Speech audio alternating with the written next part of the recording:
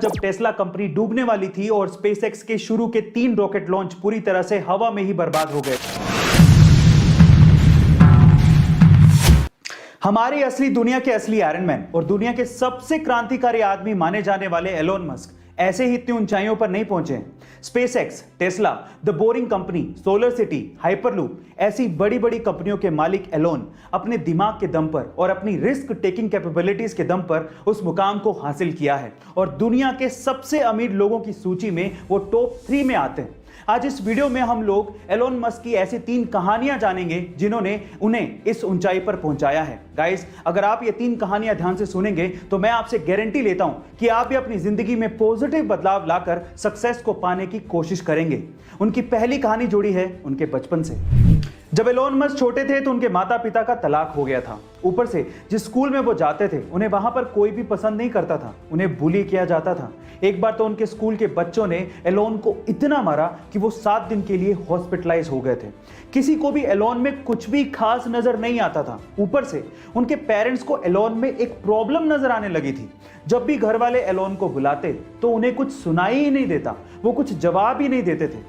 शुरू में घर वालों को यह लगने लगा कि उसके कान खराब हो चुके हैं। इसी वजह से एलोन को कान के डॉक्टर के पास ले जाया गया और उनकी सर्जरी करवाई गई ताकि उनकी सुनने की क्षमता बढ़ सके।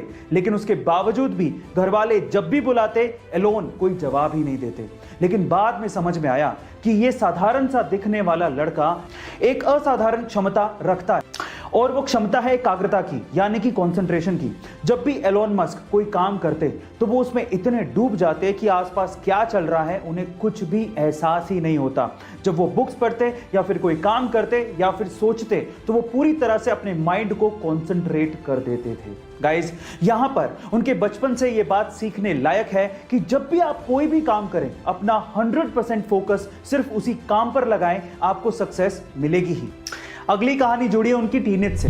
गाइस, बुक्स पढ़ने की आदत उन्हें बचपन से ही लग चुकी थी और पेरेंट्स तक को पता था कि अगर एलोन घर पे नहीं है तो वो पक्का घर के किसी आसपास की लाइब्रेरी में बैठकर बुक्स पढ़ रहे होंगे। उन्हें बुक्स पढ़ने की आदत इतनी ज्यादा थी कि लाइब्रेरी की बुक्स वो खत्म कर चुके थे और जब कुछ नहीं बचा तो उसके बाद उन्होंने एनसाइक्लोपीडिया तक चाट डाली थी। अपनी पढ़ाई को आगे कंटिन्यू करने के लिए उन्होंने साउथ अफ्रीका छोड़ा और वो कनाडा शिफ्ट हो गए। बाद में हायर स्टडीज के लिए वो यूएस चले गए। तब यूएस में जॉब्स के क्राइसिस बहुत ज्यादा थे, लेकिन इंटरनेट का क्रेज बहुत बूम पर था। तब उन्होंने अपने भाई के साथ बैठकर इंटरनेट पर कुछ करने की सोची। उस वक्त उन्होंने ये ध्यान दिया कि येलो पेजेस नाम से एक बुक आती है जिसमें छोटे बड़े जितने भी बिजनेसेस हैं वहां पर लोग इनके कॉन्टैक्ट नंबर और उनके एड्रेस को ढूंढा करते हैं। तो उन्होंने सोचा कि क्यों ना एक ऐसा सॉफ्टवेयर बनाया जाए जिसमें येलो पेजेस की जरूरत लोगों को पड़े ही नहीं और सारी चीजें उन्हें इंटरनेट पर ही अवेलेबल हो जाएं। उन्होंने कंपनी का नाम रखा Zip2 और आगे चलकर ये कंपनी इतनी ज्यादा फेमस हो गई कि कॉम्पैक्ट ने इस Zip2 नामक कंपनी को $307 मिलियन में खरीदा और एलोन मस्क 27 साल की उम्र में ही मिलियनेयर बन चुके थे। अब वो चाहते तो आगे की सारी जिंदगी बड़ी आसानी से काट सकते थे, लेकिन अब सुनते हैं उनकी तीसरी कहानी जिसने उन्हें अमीर और मशहूर बना दिया। Zip2 को सेल करने के बाद एलोन ने पूरी दुनिया में बैंकिंग ट्रांजैक्शंस को आसान बनाने के लिए X.com नामक एक कंपनी की शुरुआत की, जो कि आगे चलकर पेपल नाम से मशहूर हुई, जिसे eBay ने $1.5 बिलियन में खरीदा था। अब एलोन मस्क के पास पैसा बहुत था और अब बारी थी दुनिया को बदलने की। इसीलिए एलोन मस्क ने अपने पैसों को ऐसी कंपनीज में इन्वेस्ट किया जो कि फ्यूचरिस्टिक आइडिया थे, लेकिन लोगों को ये आइडियाज बेकार लगते थे। जब एलोन ने इन कंपनीज में अपना पैसा डाला तो लोग उन्हें पागल और पैसा बर्बाद करने वाला कहने लगे थे। सन 2002 में एलोन मस्क ने अपने पैसों का 75% हिस्सा स्पेसएक्स नामक कंपनी में लगाया, जो कि सस्ते स्पेस व्हीकल बनाना चाहती थी और लोगों को स्पेस की सैर करवाना चाहती थी। और सन 2004 में बाकी बचा हुआ पैसा टेस्ला कंपनी में लगाया, जो कि इलेक्ट्रिक व्हीकल बनाना चाहती थी। लेकिन कुछ भी आसानी से नहीं मिलता।